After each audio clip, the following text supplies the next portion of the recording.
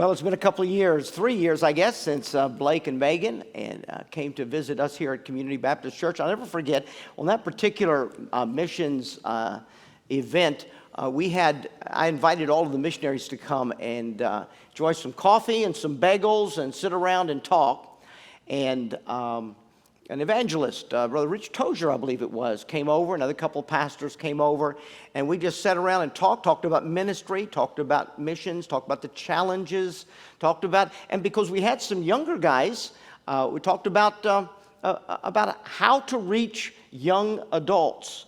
And of course, Blake, just a young guy at the time, 3 years ago, and I was impressed by Blake's transparency, honesty. I told him, I says, now don't worry about saying something that you don't think we'd approve of. As long as you don't deny the Trinity, we've already decided to support you. So you're not, your answers are not determining that. And he was so transparent, so honest, shared some burdens with regards to younger generations of America. And I appreciated that day, the transparency and honesty and the forthrightness of Blake Hunter, and been a great privilege to be partnering with him for these 3 years. So come open God's Word. We're looking forward to what God has for us this evening. Thank you, Pastor. Well, good evening. I vividly remember that day that we sat just out here and had that conversation. And I remember speaking my mind, and I went back we were staying with the Walls, and I went back and told Megan, I think I opened up my big fat mouth again and stuck my foot right in it. But I knew that, I was honest, and, Pastor, right after that, we actually talked about that, and he was very appreciative that I was kind of forthright with what I was thinking. Nothing negative about this church, but just about the church in general. And we have ever since really loved the Ailstocks. I mean, we loved them before that. But there's a special place in our heart for them. They love missionaries. They love missions. The way that you guys take care of your missionaries and support them and pray for them and stay connected with them, it has been a huge encouragement to us. And I said this morning, this is one of our favorite churches. I don't say that lightly. I don't say that everywhere. And the way that you guys have encouraged us the last 3 years has been just amazing. And we are so thankful for that, Pastor. So I know that you guys know that he's a big supporter of missions, but from a missionary, I want you to know that it is unique. It's not normal the way that they love and support missionaries, and it means a lot to us. So Megan is back here in this room hiding with Desmond. He had a really nice nap during this afternoon, so he's ready to play. And she's back here in one of these rooms, I think, and Kinley's in class. But man, what an honor it is to be able to be here with you and to be able to share the Word of God with you tonight. I want to share with you just a quick little update. We have been here in the States since it was right before Memorial Day. We came back, and our plan was to stay in South Africa through the whole lockdown phase, which, like I think the rest of the world, thought it would be like a month, maybe 2 months. And as it went longer and longer, one of our friends in Cape Town is a member of the provincial parliament there in Cape Town, and she said, Blake, if we do everything right, you'll be out of your home in January. And that was mid-May. So that's when I began kind of praying and seeing what God would allow us to do. Next year, we were supposed to be here in the States for 6 months. And we thought, man, how terrible would it be if we were, literally locked in our home until January, and then as soon as it opens up, we have to leave. So we just prayed, and all the flights had already left, but God allowed us to be able to catch another flight. And here we are. We've been able to raise the extra support that we wanted to raise. And also, we're trying to recruit some more families. So if any of you are bored in the United States and want to come join our ministry, we would love that. But so God has allowed us to get a lot of things done. Where we just booked our flights to return. January 22nd, we'll be flying out right across the street here at Dulles. So that'll be a Friday evening. We're flying back to South Africa. It can't come soon enough. We are excited about the holidays with family, but we can't wait to get back. And we do have one of our Bible study groups meeting online still every single week. It's tripled in size since the lockdown started, which has been really cool to see how God has really allowed that to happen. And we just can't wait to get back. We still can't meet in person when we get there, but we know that God has a plan for our ministry, and we are just going to kind of dive in and see what we are allowed to do when we get there and go from there. But be praying for that. Be praying. We do have about 5 or 6 more churches we're going to be visiting between now and then, so please be praying for our travels and all those good things. things, we had to rent a car, and we got upgraded to a minivan. So we're living the real missionary life now, and the kids are loving it with the automatic doors and all those kinds of things. So we have it pretty good, but please be praying for that. If you would, let's turn to Matthew chapter 9. I told Pastor this morning that his message was the perfect setup for my message tonight. It's kind of cool how God works out that way sometimes. And, this is a very common missions passage. Many missionaries, share this, and it's something that people use in missions conferences and things like that. And I really want to kind of point out three different things that Jesus went through. And if we want to have the missions heart of Jesus, it's essential for us to have these three things. So let's look in Matthew chapter 9, starting in verse 35. It says, "And Jesus went about all the cities and villages, teaching in their synagogues and preaching the gospel of the kingdom, and healing every sickness and every disease among the people. But when he saw the multitudes, he was moved with compassion on them, because they fainted and were scattered abroad as sheep having no shepherd. Then saith he unto his disciples, The harvest truly is plenteous, but the laborers are few. Pray ye therefore the Lord of the harvest that he will send forth laborers into his harvest." Jesus spent about the first 30 years of his life at home. That was the tradition for Jewish men. They would stay at home and they would learn the Jewish customs, and then typically they would learn the trade of their father. And of course, Jesus' earthly father, his stepfather, was Joseph, and Jesus probably learned those carpentry skills from him. And then at the age of 30, Jewish men would kind of launch out on their own and either continue the work of their father or start their own business or whatever. And Jesus, of course, his ministry was not his earthly father's, it was his heavenly Father's, and he goes out at the age of 30. And, when you look at the book of Matthew, chapters 5 through 9, Jesus is doing his public ministry, but it's largely being done alone. It's Jesus interacting with people and kind of engaging in the work of the Father by himself. He does have a few people follow him around, but this passage is the bridge between his personal work and utilizing trained disciples to help him in the harvest. Jesus, part of the plan of God is that the work of the Heavenly Father is not done by just one person. The work of the Heavenly Father is not just done by a pastor or a missionary. It's done by all of us. It's done by all of us believers. And so Jesus begins to use trained disciples here. Here is where he kind of launches them out. And in verse 10, it kind of goes, in chapter 10, it goes on from there. So Jesus, even himself, uses trained disciples in the work of the ministry. And as I mentioned, there are three things here that we're going to look at. And if we want to have the missions heart of Jesus, the first thing is right there in verse 36, we have to see. It says that he saw the multitudes.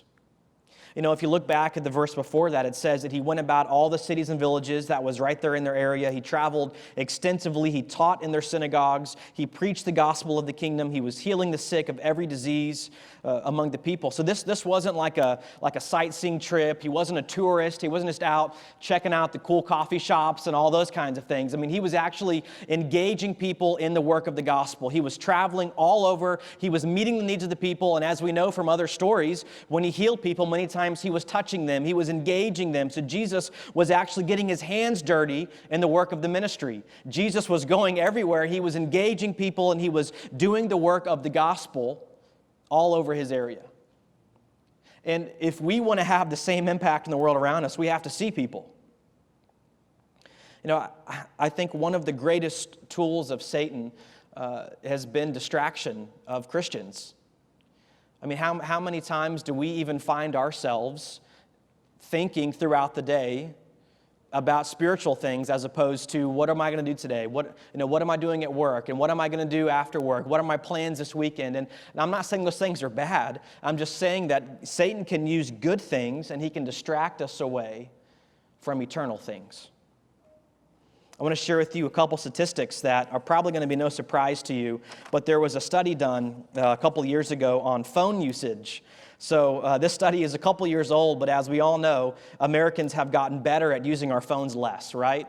Probably not. It's probably gotten even worse. So here's a study from 2018. It says that a quarter of Americans, 26% of Americans reported that they were almost constantly online, and almost half reported that they are that they are online on their phones multiple times throughout the day for multiple hours. But those don't surprise you. So let's put some numbers to that. During that study, the average American adult, so we're not talking about teenagers, okay? We're talking about 18 and up. The average American adult spent at least 3 hours on their smartphone every day. And most of these studies say that it was closer to 4 hours every day.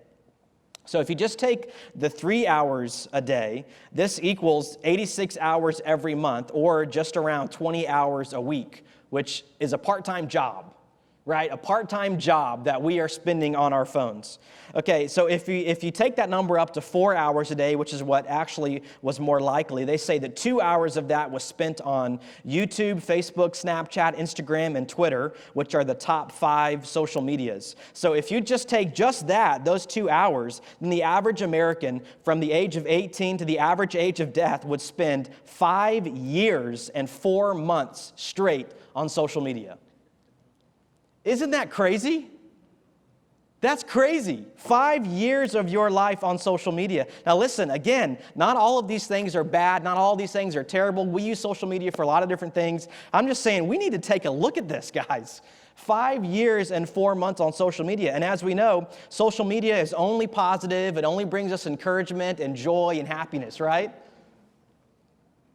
5 years and 4 months. It said the average American adult checks their phone 80 times a day, 80 times a day we look at our phones.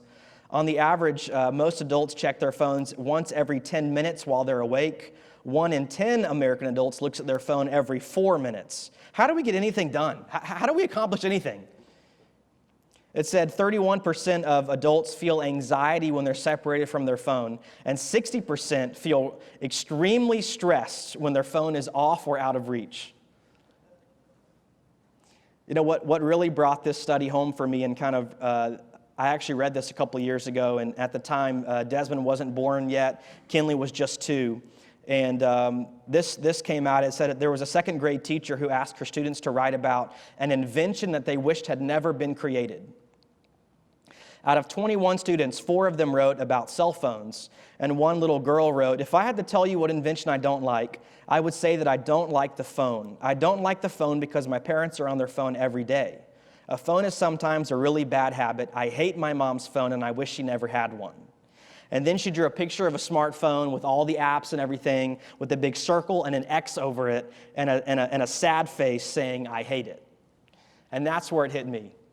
That's when I thought, I mean, I was nowhere near these numbers, but the last thing I want is for my kids to hate my phone, because that's what they see of me, is that I'm addicted to it. Now, I will share with you an embarrassing fact. There is this really ugly feature on iPhones that you can see how much time you're spending on your phone, on specific apps and all these things. And so a few years ago when I did this study, I looked up on my phone to see what my phone usage was. And it was just under an hour a day that I was spending on a game. Okay? Just under an hour a day on a game. But let me first say, I was really good at it. Okay? I mean, really good at it. I was in a league that we played. It was Madden, by the way, Madden Mobile. So I was in a league. We played football all the time. I was one of the administrators of the league. We were in tournaments every single day. I was a top contributor to my league. Everybody, I mean, it was awesome. I was really, really good at that game.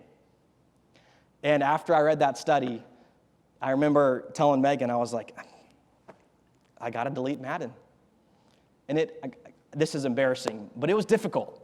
It was really difficult. I let the team down, guys. I let my league down that I could no longer play Madden football because I realized I couldn't handle it. I couldn't have this game on my phone because I couldn't just play it casually 10 minutes a day. You can ask Megan, if I'm going to do anything, it's going to be all in. And if I'm going to have this stupid game on my phone, I'm going to play it an hour a day. And so for the benefit of my family, for the benefit of hopefully my spiritual life, I got rid of that game. And I encourage each of you to go home maybe tonight and look at your phones.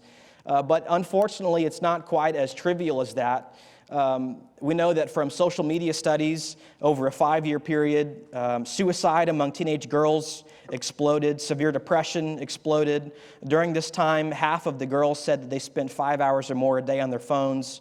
I mean, these stats don't surprise you. I could go on and on and on and on. But the fact of the matter is that we have been distracted. And if it's not the phone, it's a hobby, or it's throwing ourselves into our work, or whatever it is. But if we're distracted, even if it's a good thing, we will never see the people around us. And if we never see the people around us, how will we ever make a difference in their life? The second thing is right there in verse 36 as well. It says that when he saw the multitudes, he was moved with compassion on them. You think about that word, and compassion is an emotional response that always results in caring action. The Greek word that's used for move with compassion is the strongest word for pity in the Greek language. It describes the compassion which moves people to the deepest depths of their being. It's actually formed from another Greek word that refers to the bowels. So it was this gut-wrenching reaction. It wasn't just he saw people and he felt bad for them, but he had this gut-wrenching reaction from what he was seeing. And the question is, so what is it? What was it that was causing this reaction? If you were here this morning, it's no surprise to you, but the scriptures tell us right here in front of us. It says he was moved with compassion on them because they fainted and were scattered abroad as sheep having no shepherd. There's another version that says that they were confused and helpless. It's referring to their spiritual condition. He wasn't just this gut-wrenching reaction because they were hungry or because they were tired or because they were needing work or things like that. He was moved with compassion because of their spiritual state. If you were here this morning, it was a great, great explanation of what was going on back then, of how obviously that's never what God intended. God never intended for it to be this money-making scheme for the religious leaders. And there were actually people that were in Israel that were longing for a relationship with God. They were looking for that encounter with God. So they would go to the temple, because where else am I going to find this? They would go to the temple, and all they would find are people taking advantage of them. They would find people, as Pastor said this morning, they would bring a lamb and they would find something wrong with it, so they have to go spend money on that and change their money over. And all that they knew of God and the temple and religion was just work, and I'm never good enough, and there's rules and regulations and requirements. And when Jesus sees the people all around Israel, he realizes that that is not what God has for them. A few chapters later, Jesus himself says, "Come to me, all of you who are tired, who are heavy laden, and I will give you" what? Rest. So when Jesus sees this encounter, when he's seeing the people, he's traveling everywhere and he's healing them and he's preaching the gospel, he's seeing people who are confused and helpless and misled. And all of the leaders and rulers in their life are just taking advantage of them. And he has this gut-wrenching reaction because he came to give them rest. They were like sheep without a shepherd. And as Pastor mentioned, he came to be that for them. He came to set them free, and they killed him. Imagine the emotional turmoil that Jesus went through when he experienced this. Imagine when he went back home to Mary and Martha and Lazarus' house, and he's laying in bed awake at night, as Pastor described this morning, and he's just thinking, I have the answer for them. I can solve all of their problems. As I look at his reaction, I think, first of all, I also want to point out that we in Cape Town, a large portion of our ministry is with Jewish people.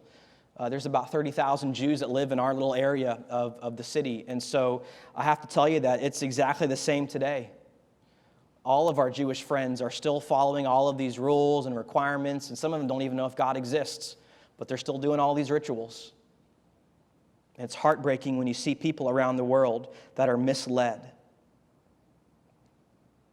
But I think about how Satan can take something like compassion and he can hijack it in the Christian's life.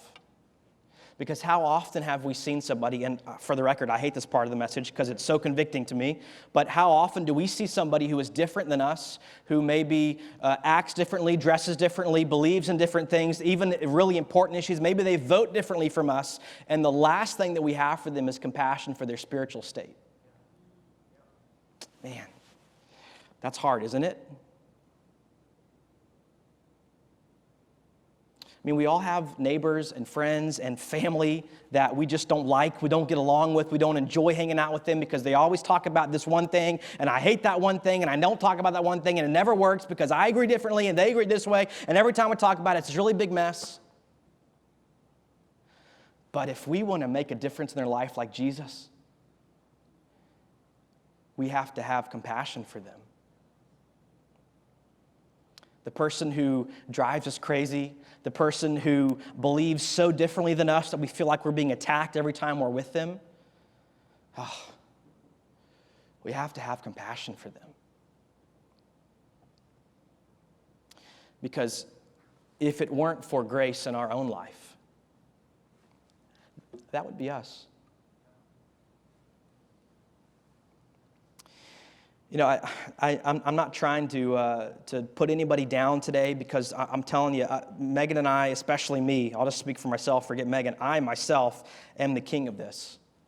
When there's someone that I don't really get along with, I'm like, why would I want to go to lunch with that person? If there's someone that I really disagree with, we've talked about the thing we disagree with a million times, and what's the point? But if we want to have the missions heart of Jesus, and if we want to engage our culture and make a difference in the world like Jesus, we have to. We have to seek out those relationships. We have to know that our neighbor is so different than us that anything we talk about is going to be a problem. But we have to seek out that relationship for the sake of Jesus. We have to put up with awkwardness.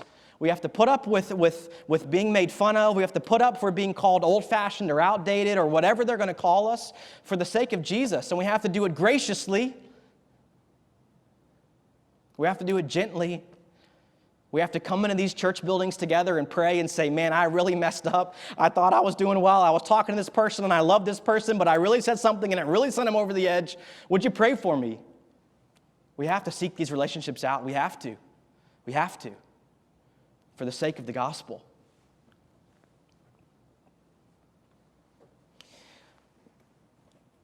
If we want to engage our culture and make a difference in the world like Jesus, we have to see people. And we have to have compassion for them. The next thing is in verse 37. After having this gut-wrenching reaction, it says that, then saith he unto his disciples, the harvest truly is plenteous, but the laborers are few. Pray ye therefore the Lord of the harvest that he will send forth laborers into his harvest. The bottleneck is the workers. Right? It's not that the harvest is lacking. It's not that the need of the harvest is gone. It's that the laborers aren't there. The laborers have lost sight of the need and the vastness of the harvest. We don't ever see people. We don't ever engage people. And we certainly never have compassion for them. So why would we ever go out and work? Someone else will do it, right? Isn't that why we pay pastors and missionaries and those people? Isn't that what they're for? But Jesus here is telling his disciples, there is too much work to be done for just us. We have to pray to the Lord of the harvest that he will send more. And let me just side note here, the ones that he's telling to pray for more laborers, in the very next verse, he sends them out. So it wasn't like, God, would you use me? It's like, God, you are going to use me. You are using me. Would you call more? That's what this prayer is.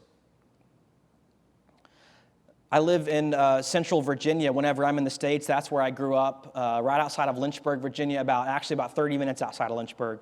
I'm surrounded by farms. I didn't live on a farm, but all of my neighbors are farmers, and I know enough about farms to know a few things about the harvest, and that's why I love that Jesus uses this analogy. He didn't just say we have a really big job and not enough people, but he specifically used a harvest. A few things about the harvest are that they're time-based, right? Even if you're not a farmer, you know that there's a time to prepare the soil, a time to plant, a time to harvest, a time for all of these different things, and there's a very specific time for the harvest. And if you do it too soon or too late, you can miss out on the full reward of the harvest. It's time-based. I think that's one of the perfect ways that we talk about this spiritual harvest that Jesus Christ was talking about. It's time-based. Another thing about a harvest is that you have to know what you're doing. I can't just walk out to a cornfield and start picking off ears of corn one at a time. I don't know how they do it, but it's not that way, right? Like there's a faster way to harvest corn. There's a faster way to harvest things than I know. So not only is there a right time to do it, but there's a right way to do it. You have to be trained and know what you're doing and be ready for when the time comes. And as we look at the spiritual harvest ahead of us, we have to be ready and we have to know what we're doing. So what does that mean? First of all, we have to be at least semi-trained on the Word of God. And I'll tell you, sometimes it's just as simple as sharing your story with people. If you tell people, man, listen, I don't know all the answers, I'm still learning, but I was messed up. And Jesus accepted me. And He's helping me be a better person. He's helping me make changes in my life that are helping me to be a better person that glorifies God more. And I want that for you. It could be that simple. And as you begin to share with them, God will open up their eyes and work in their heart. What does it mean to be ready? I mean, what's that time thing mean? I mean, usually in our relationships that we have in Cape Town, we are seeing people and talking with them at least daily or weekly, and we don't always every single time talk about God and try to beat it over their heads, but we are always ready. We are always waiting for that little window in the conversation where something gets more serious than just what's your favorite restaurant. Whenever that window comes up, we are ready. We are praying. We're saying, Lord, this is where they are. They have a little bit of an idea of who you are, but no idea of what you mean personally for them. So when that window happens, that's what I'm going to talk about. I'm going to talk about how personal you are. And we are ready that whenever the opportunity arises, we are ready to talk with these people. And if we're going to have a difference in the world like Jesus, we have to be ready. We have to be ready and prepared and trained and ready to engage in the work of the gospel. I mean, can you imagine what Jesus was seeing? I mean, again, I keep going back to your message, Pastor, this morning. It was so perfect to share how emotional this was for Jesus. But can you imagine when for thousands of years there was a way that God set up things all the way back to Moses, the way that they could encounter God, the way that they could enjoy God, the way that they could glorify God, and they had gotten it so wrong. Those leaders had gotten it so wrong, and here is Jesus seeing his anger for those who are misleading people, and then he's seeing all the people who are being misled, and he feels so sorry for them, and he sees hundreds and hundreds and probably thousands and thousands and thousands of Jews who are looking, who are seeking, who are good-hearted but just have no direction. And he just knows how much time he has left, and he says, I don't even have enough time to reach all of them. We need more. We need more. We need more. And that's why he tells his disciples, we got to pray that God would call more. We got to pray that God would utilize more people and get more people out of their distractions, get more people having compassion for people who are different from them, and engaging people in the work of the gospel. You know, Kinley, my daughter, is 4, and she just turned 4 in October, and she's in this really, really fun stage where she doesn't like to eat. Those of you who have kids know all about this. It's really enjoyable.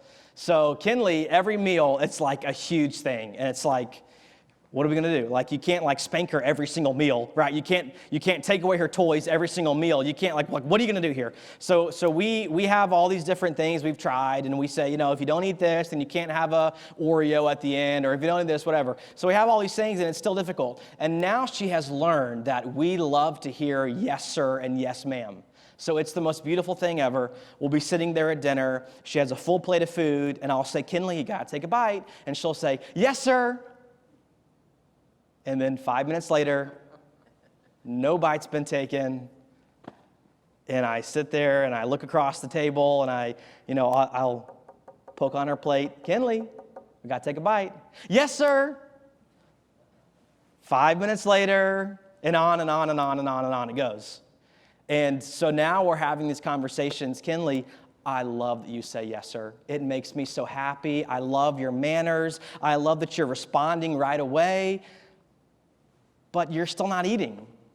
But I'm saying yes, sir, Dad. Right? Like I'm saying the things that you want me to say, and you're happy that I'm saying yes, sir. Exactly. And so now we're like, how do we put this in words that she can understand? Okay, Kinley, what if you asked me for a toy for Christmas? And I said, yes, I will definitely get that for you. And then I didn't get it for you. How would you feel? Well, I would feel pretty sad. Yeah, okay. So what if you asked me for water because you're really thirsty? And I said, sure thing, baby, I'll get you a cup of water. And I didn't get the cup of water for you. How would that make you feel? Well, I would feel pretty bad. I'd feel pretty thirsty. Okay, so do we have this figured out now? Yes, sir. And she's still not eating. And it's like this most difficult thing in the whole world for a 4-year-old. And you think about, well, hold on a minute. I think we can all see where this is going, right? You know, the book of James says, be ye doers of the word and not hearers only. Be doers, not just yes, sir people. And I thought, wow, maybe she gets this from me. And as we look at our own lives tonight, and I want to tell you that, man, I feel like every time I share this message that I'm thinking of a few ways now that I'm getting distracted weekly. I'm thinking of a few ways that a few people that I'm not having compassion for. So I'm right there with you. We pastors and missionaries struggle just like everybody else does. But if we want to have the missions heart of Jesus, if we want to engage our culture and make a difference in the world like Jesus, we have to see people. We have to engage them in the work of the gospel. We have to have compassion for them. And we have to pray for help. We have to pray for help. You know, John 3:16, one of the most famous verses, probably the most famous verse in the Bible, it says, "For God so loved the world that he gave." Giving was the reaction to love. And as we look at our own lives, as we look at our own schedules, at our own routines, at the way that we live our life, all of these things are fine and good. And as the Apostle Paul said in 1 Corinthians 13, all of these little great things about you are great, but they're all noisy gongs and clanging cymbals if we don't have love. And if we Christians don't have love for our neighbors, compassion for those who are different than us, those who are struggling, those who are greatly, vastly different from us in the way that they look at life, if we don't have compassion for them and engage them, if we don't have love for them, then why are we here? Why are we here? If Megan and I aren't constantly engaging people in Cape Town, South Africa, why are we there? Why are we taking money from 30 churches and a couple of individuals and going to Cape Town and doing something if we're not going to do this? The good news is that God is ready and able to use each of us tonight. If you have failed miserably in this way, no worries. So have I, so have all of us. Maybe tonight it was the distraction thing that really hit you hard. Maybe you were great on the distractions, but the compassion for people who are different than you is the struggle, which is definitely me. Whatever it is that the struggle is, Jesus can help us with those things. He can utilize us. He can train us. I mean, look at who he used back then. Peter, I mean, all these guys were pretty ungodlike people. And he used them. As I look back at I grew up in a Christian church. I grew up in a Baptist church there in Madison Heights. Went to Christian school. I was a good kid. I never really got in trouble. And what I viewed as my worth to God, God was happy I was on his team because I was a good person. And that's what I built my worth on. And as I look at the way that Jesus dealt with people, the way that, that's what Jewish people believe today. I'm a Jewish person, so I'm good. God loves me. I'm good to God. I don't have to do anything else. And I think, man, I got it wrong for a long time. I look down at people who are different than me. People who didn't always come to church, people who didn't go to Christian school, people who got in trouble. I'm better than them. I didn't say that, but I sure felt that way. And I think if God can take me, just a country boy from Virginia, and move me to a city of 6 million people, and he can use me, then he can use anybody. But if we don't see people, we don't have compassion for them, and if we don't pray for more help, we'll never have the missions heart of Jesus. Would you pray with me? Thank you for joining us for part of a Sunday service at Community Baptist Church. I hope to meet you soon. May God impress His love upon your heart this week.